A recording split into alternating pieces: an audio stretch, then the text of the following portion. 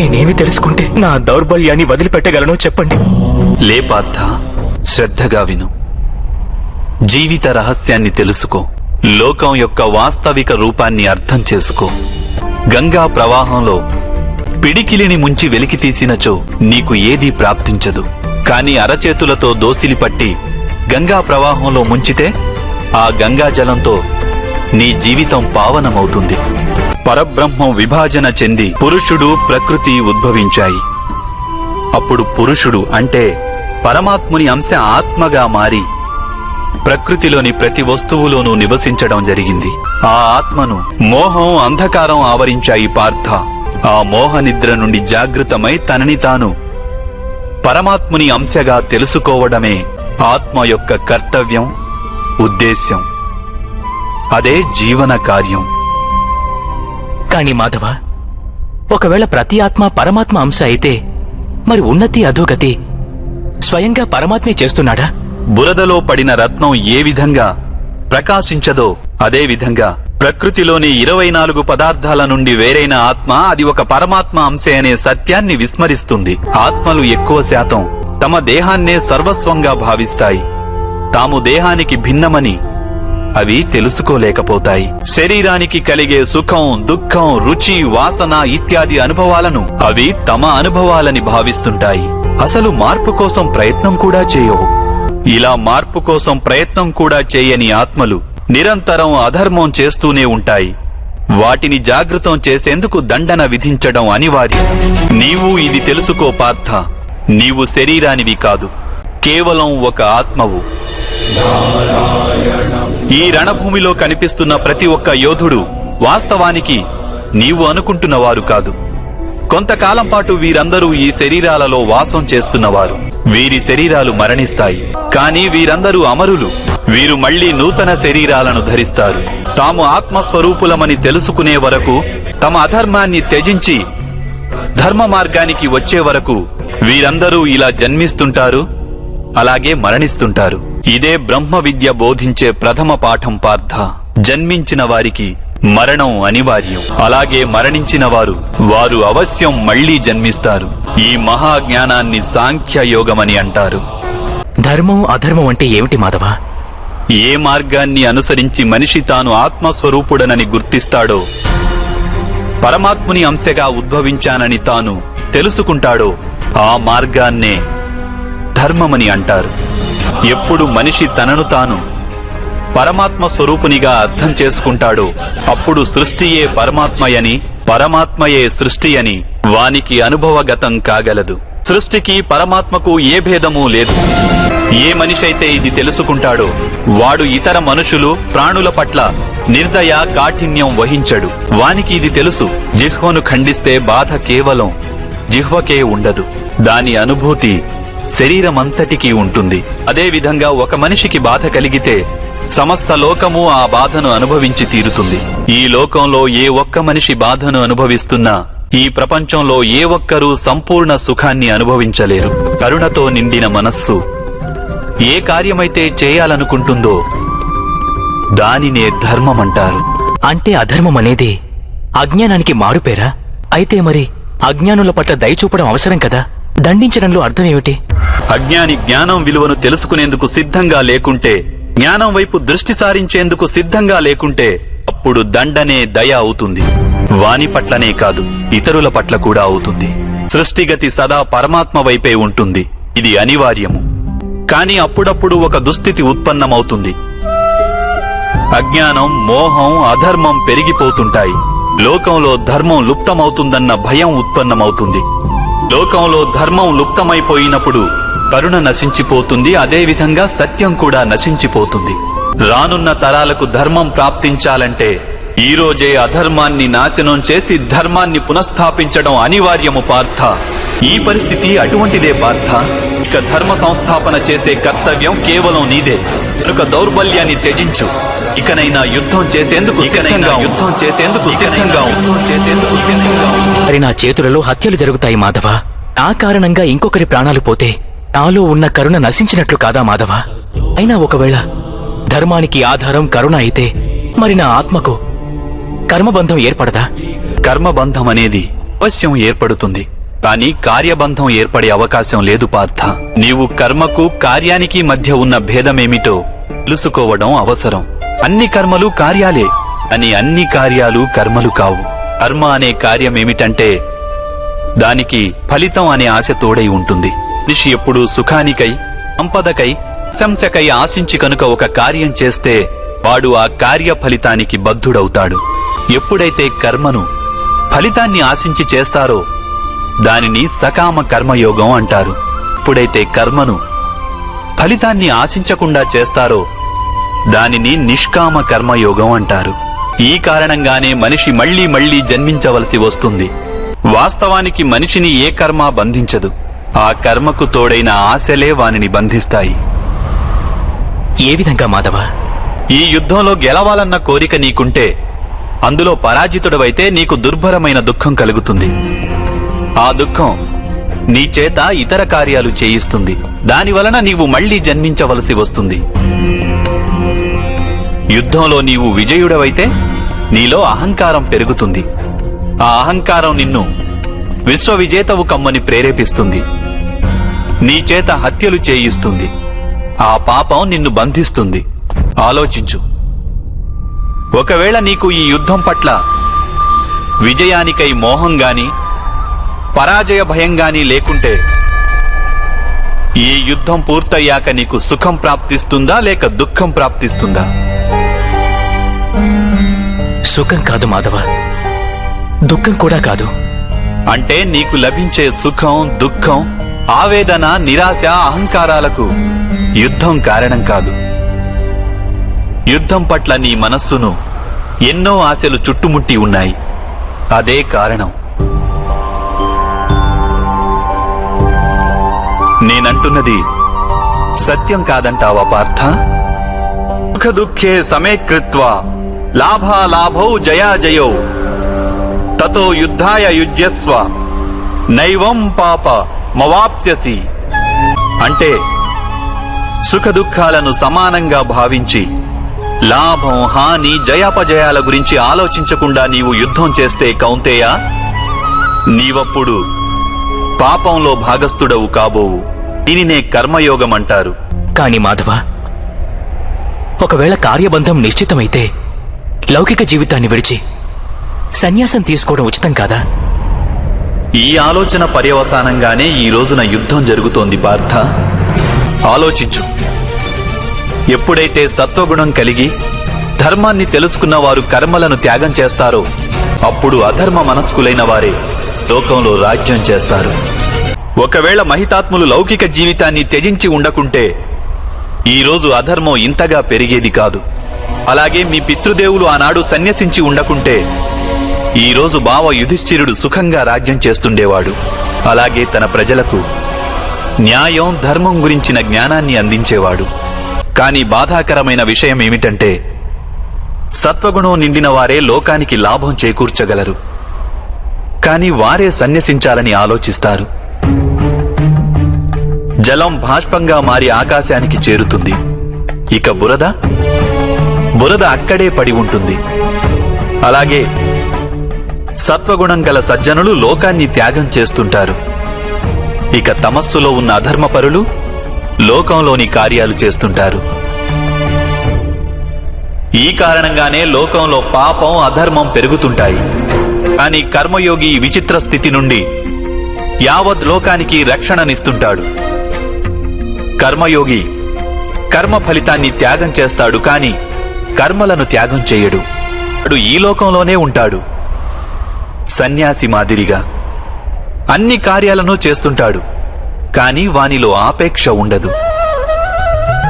కర్మయోగికి తన సంతానం నుండి, స్వజనుల నుండి, తన ప్రజల నుండి ఎటువంటి ఆపేక్ష గాని, ఆశ గాని ఉండవు. స్వయంగా ఒక సన్యాసిగా అనుభూతి చెందుతాడు. కాని సమాజానికి సంసారి మాదిరిగా లాభం చేకూరుస్తాడు. మనిషి తన సంతానం సుఖంగా ఉండాలని శ్రమపడతాడు మాధవ. సంతానం వలన సుఖపడాలన్న ఆపేక్ష ఎందుకు ఉండకూడదు? మనిషి తన సంతానం కోసం ఏది చేసినా అది వ్యాపారమా లేక ప్రేమ పార్థ? ప్రేమ మాధవ. మరి తాను చేసిన దానికి ప్రతిఫలం ఆశించడం ఎందుకు పార్థ? భవిష్యత్తులో లాభం కోసం వ్యాపారంలో ఎదురు చూస్తారు, ప్రేమలో కాదు.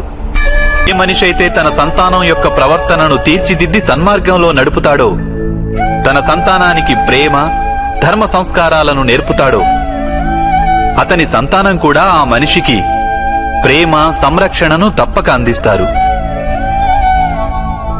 సంతానం చూపే ప్రేమ, ఆత్మీయుల ప్రవర్తన, వారు చేసే కర్మలు పార్థ. ఒకరికి మరొకరి కర్మలపై ఎటువంటి అధికారమూ ఉండదని తెలుసుకో. వారి నుండి ఏదైనా ఆశించి ఆపేక్షించి ప్రయోజనమేమిటి? దీన్ని నీవు దీర్ఘంగా ఆలోచించి చూస్తే వెంటనే అర్థమయ్యేదేమిటంటే, జీవితంలో ఎవరైనా సరే ఏ విషయం గురించైనా సరే ఆశలు ఆపేక్షలు పెంచుకోవడం అనివార్యం కాదు. యావత్ సృష్టిలోనే పరమాత్ముడున్నాడు. మనిషి స్వయాన ఆ పరమాత్ముని అంశ. అప్పుడు లోకంలోని అన్ని పనులు ఆ పరమాత్ముడివే. స్వయంగా మనిషి అన్నవాడు ఏదీ చెయ్యలేడు. ఇదే కర్మయోగ మూల సిద్ధాంతం పార్థ. ఇప్పుడు నీవు కూడా కర్మయోగిగా మారి ఈ యుద్ధం చెయ్యక తప్పదు పార్థ. త్రైగుణ్య విషయా వేద నిస్త్రైగుణ్యో భవార్జున నిర్ద్వంద్వో నిత్య సత్వస్థో నిర్యోగ క్షేమ ఆత్మవాన్. 3 గుణాలను త్యజించి నిర్గుణుడివి అయిపో పార్థ. ద్వంద్వ ప్రవృత్తి నుండి ముక్తి లభిస్తుంది. సత్వగుణంతో విరాజిల్లుతూ పరమాత్మునిపై మనస్సును లగ్నం చేసి నీ కర్తవ్యాన్ని నిర్వహిస్తూ ఉండు.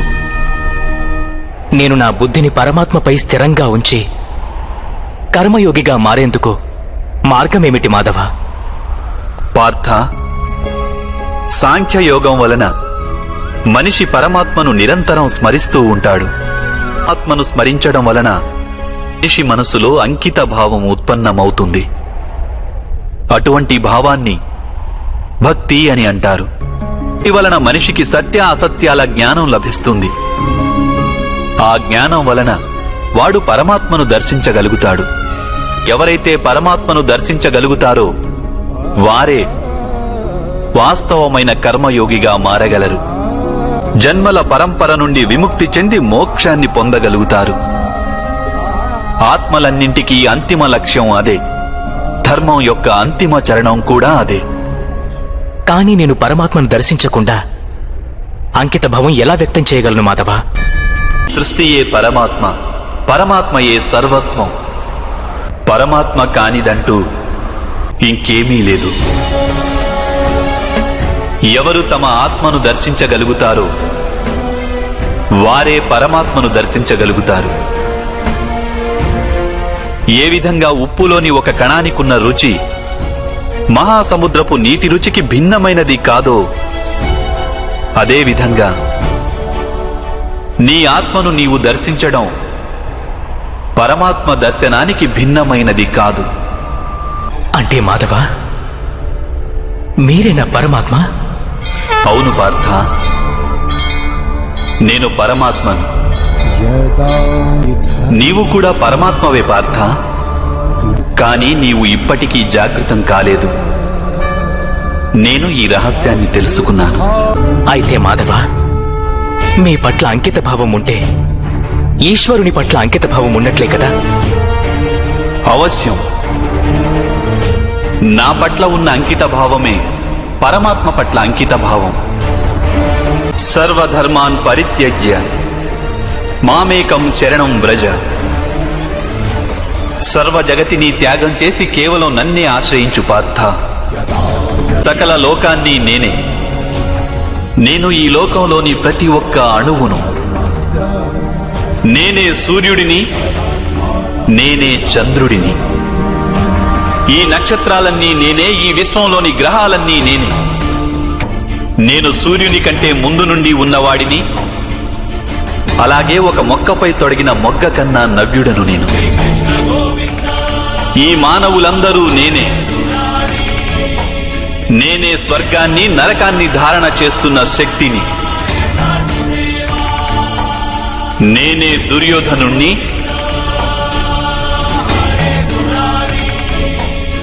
అలాగే అర్జునుడిని కూడా నేనే.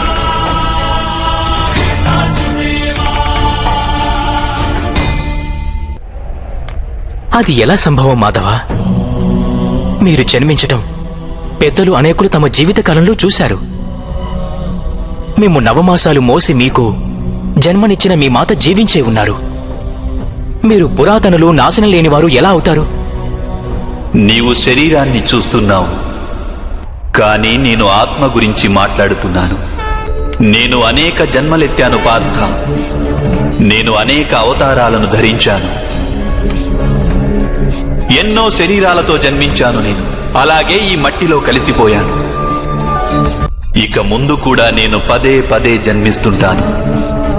యదా యదా హి ధర్మస్య గ్లానిర్భవతి భారతః అభ్యుత్థానమధర్మస్య తదాత్మానం సృజామ్యహం పరిత్రాణాయ సాధూనాం వినాశాయ చ దుష్కృతాం ధర్మ సంస్థాపనార్థాయ సంభవామి యుగే యుగే. ఎప్పుడెప్పుడు ధర్మానికి హాని జరుగుతుందో, ఎప్పుడెప్పుడు అధర్మం వృద్ధి చెందుతుందో, అప్పుడప్పుడు సత్పురుషులను ఉద్ధరించేందుకు, అధర్మపరుల వినాశనానికి, ధర్మాన్ని పునఃస్థాపించేందుకై నేను జన్మిస్తుంటాను. ఇది ప్రతి యుగంలోనూ జరుగుతూ వచ్చింది. అలాగే ఇక ముందు కూడా జరుగుతూనే ఉంటుంది. నేనే నాశనం లేని పరమాత్మను. నేనే మత్స్యావతారాన్ని, నేనే వామనావతారాన్ని, నేనే పరశురాముణ్ణి, నేనే రామావతారాన్ని కూడా. నేనే బ్రహ్మ విష్ణు మహేశ్వరులను,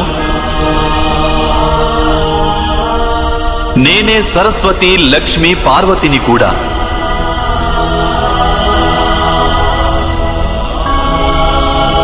నేను పురుషుడను కాను, స్త్రీని కాను, నపుంసకుడిని కాను. నేను శరీరాన్ని కాను, శరీర అవయవాలను కాను. నేను జ్ఞానాన్ని, సృష్టిని, చైతన్యాన్ని. నేను పరబ్రహ్మను. నేనే సర్వస్వాన్ని. అలాగే నేను ఏమీ కాను. ఈ విధంగా ప్రతి యుగంలోనూ జరిగింది. అలాగే ఇక ముందు కూడా జరుగుతూనే ఉంటుంది. ఎప్పుడు నీవు ఆత్మజ్ఞానాన్ని పొందుతావో పార్థ, అప్పుడే నీవు నాలో ఐక్యం కాగలవు. నీవు కూడా నా మాదిరిగా నిన్ను నీవు పరమాత్మ స్వరూపంగా గుర్తించగలవు. కానీ నీవు ఆ పదాన్ని చేరుకునేందుకు నా పట్ల సంపూర్ణ అంకిత భావం అనివార్యం కావాలి. అంకిత భావం అంటే ఏమిటి మాధవ? అంకిత భావం అనేది ఒక మానసిక స్థితి పేరు. అప్పుడు మనిషి తన సంకల్పాలన్నింటినీ త్యాగం చేస్తాడు. స్వయంగా ఏ విధమైన నిర్ణయాన్ని గాని లేక ప్రతిజ్ఞని కాని తీసుకోడు. ఏ విధమైన పనులు వానికి నిర్దేశించారో ఆ విధమైన పనులే చేస్తుంటాడు. వాస్తవానికి అంకిత భావానికి అర్థమేమిటంటే, తమను తాము, తమ మనస్సును, బుద్ధిని, జ్ఞానాన్ని, ఇచ్ఛలను, ఆశలను, మనసులోని భావనలను, తమ సర్వస్వాన్ని ఇంకొకరికి అర్పించడమే. ఇటువంటి అంకిత భావాన్ని భక్తి అని అంటారు. భక్తితో కొలవడం అంటే ఏమిటి మాధవ? అంకిత భావమే భక్తి కాదా? కాదు పార్థ. అంకిత భావం భక్తిలో మొదటి అడుగు మాత్రమే. వాస్తవానికి భక్తి అనేది ఒక కార్యం వంటిది కాదు. అది ఒక మనస్థితిని సూచిస్తుంది. నిత్య జీవితంలో మనిషి జపతపాలు, యజ్ఞయాగాలు, యమనియమాలు, యోగం, స్వాధ్యాయం అనే మాధ్యమాలతో తన అంతరంగాన్ని శుద్ధి చేసుకుని పరమాత్మ పట్ల అంకిత భావంతో ఉండాలి. మనిషి తాను చేసే పనులను, తన కర్మల ఫలితాన్ని, జీవితంలోని ఉచ్ఛ్వాస నిశ్వాసాలను పరమాత్మకు సమర్పిస్తూ ఉండాలి. భక్తి కేవలం మనస్థితి అయితే జపాలు, తపాలు ఇత్యాదుల అవసరమేమిటి మాధవ? ఈరోజు శుభ్రం చేసిన పాత్ర ఎలా మళ్లీ మలినమవుతుందో, అదేవిధంగా మనిషి మనస్సు పదే పదే పరమాత్మకు విముఖమైపోతుంటుంది. అందుకే అవి అవసరం. ఈ జపతపాలు, స్వాధ్యాయం ఇత్యాదుల మాధ్యమం ద్వారా మనిషి నిరంతరం తన జీవితాన్ని ఆ పరమాత్మకే అంకితం చేశానని గుర్తు చేసుకుంటాడు. ఏ ఒడ్డున మునక వేయాలన్నది ఇక్కడ ముఖ్యం కాదు. ఇక్కడ ముఖ్యమైనది మునక వేయడం. భక్తి యోగ సారం ఒక్కటే పార్థ. మనిషి పరమాత్మకు తన జీవితాన్ని అర్పణ చేసి పరమాత్మను భక్తితో కొలుస్తుండాలి. అలాగే సత్వగుణమనే సంపదను పదిలంగా దాచుకోవాలి. సత్వగుణ సంపద అని దేనిని అంటారు మాధవ? అహింస, సత్యం, క్రోధస్త్యాగ, శాంతి, పైశునం, దయా, భూతేష్వలోలత్వ, మార్ధవం, హ్రీరచాపలం, తేజ, క్షమాధృతి, అనిత భవంతి సంపదం దైవీం అభిజాతస్య భారత. అకారణంగా సదా స్వార్థం కోసం హింసను చేయడం అధర్మం పార్థ. వాస్తవానికి అహింసయే పరమధర్మము. అహింసతో పాటు సత్యం, క్రోధం వహించకుండడం, త్యాగం, మనశ్శాంతి, నిందించకుండడం, దయాభావం, సుఖానికి ఆకర్షితుడు కాకుండడం, అకారణంగా ఏ కార్యము చేయకుండడం, తేజం, క్షమ, ధైర్యం, శరీర శుభ్రత, ధర్మానికి ద్రోహం చేయకుండడం, అహంకారం లేకుండా ఉండడం, ఈ గుణాలన్నింటినీ సత్వగుణ సంపద లేక దైవీక సంపదలని అంటారు. వీటి వలననే మనిషి పరమాత్మను అంటే నన్ను భక్తితో కొలుస్తాడు. తన జీవిత కర్తవ్యాన్ని నిర్వహిస్తాడు, ధర్మ సంస్థాపన చేయగలడు, అలాగే కర్మఫలానికై ఆశను త్యాగం చేసి జీవిస్తాడు. వానికి నేను నిస్సందేహంగా ఈ జన్మలో ఆనందాన్ని అందిస్తాను. మరణించిన పిమ్మట వానిని నాలో ఐక్యం చేసుకుంటాను. మీ వాస్తవ స్వరూపాన్ని నాకు దర్శించాలని ఉంది మాధవ. తమరి శక్తి, తమ జ్ఞానం, తేజం, ఐశ్వర్యంతో కూడిన పరమాత్మ స్వరూపాన్ని ప్రత్యక్షంగా దర్శించాలని ఉంది మాధవ.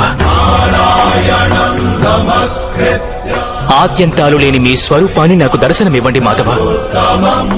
నా మనస్సులోని సందేహాలన్నింటినీ తొలగించండి.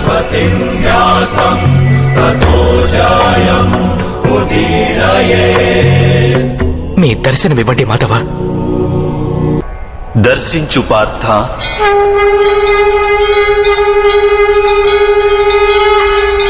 నేనే సత్యము, నేనే సంపూర్ణుడను, నేనే జీవుడిని, నేనే శివుడిని.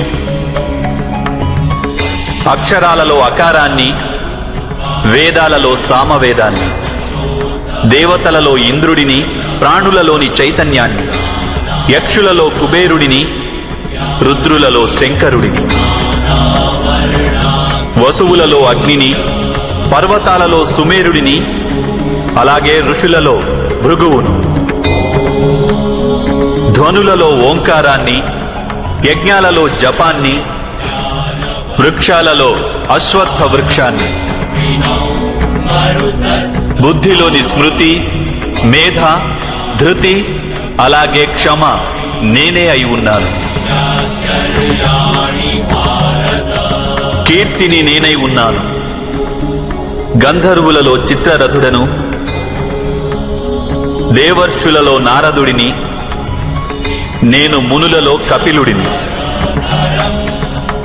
అశ్వములలో ఉచ్చైస్వాన్ని, ఏనుగులలో ఐరావతాన్ని, పశువులలో సింహాన్ని, పక్షులలో గరుడుణ్ణి, మనుష్యులలో రారాజును, శస్త్రాలలో వజ్రాన్ని,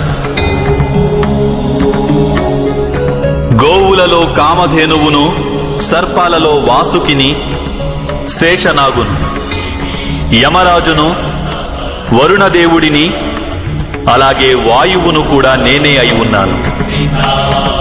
శ్రీరామచంద్రుడిని, పవిత్ర గంగా నదిని, సృష్టిలో ఆది మధ్యాంతములను నేనే అయి ఉన్నాను.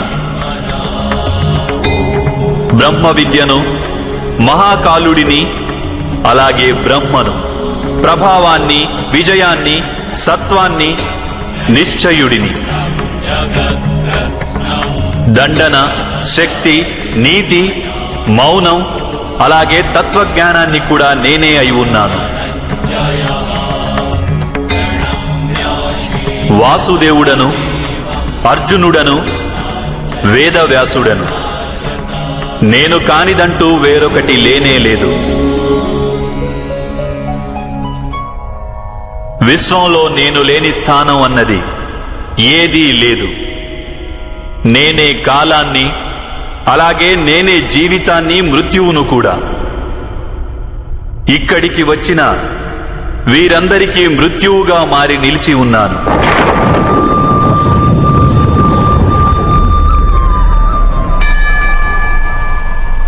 నీవు శస్త్రాన్ని సంధించకున్నా అప్పుడు కూడా నేను వీరందరినీ వధించగలను. కనుక నీ మోహాన్ని త్యజించు, నీ ప్రస్తుత కర్తవ్యాన్ని దర్శించు, ధర్మభారాన్ని వహించు, గాంధీవాన్ని ఎక్కుపెట్టి శరాలను సంధించు. యుద్ధం చేయి అర్జున, యుద్ధం చేయి. హే మాధవ, హే మధుసూదన, ఈరోజు నా మనసులోని సందేహాలన్నీ నశించాయి. కృపతో మీరు మనుష్య రూపాన్ని ధరించండి. మీ ప్రతి ఆదేశాన్ని నేను శిరసావహిస్తాను. కరిష్యే వచనం తవ.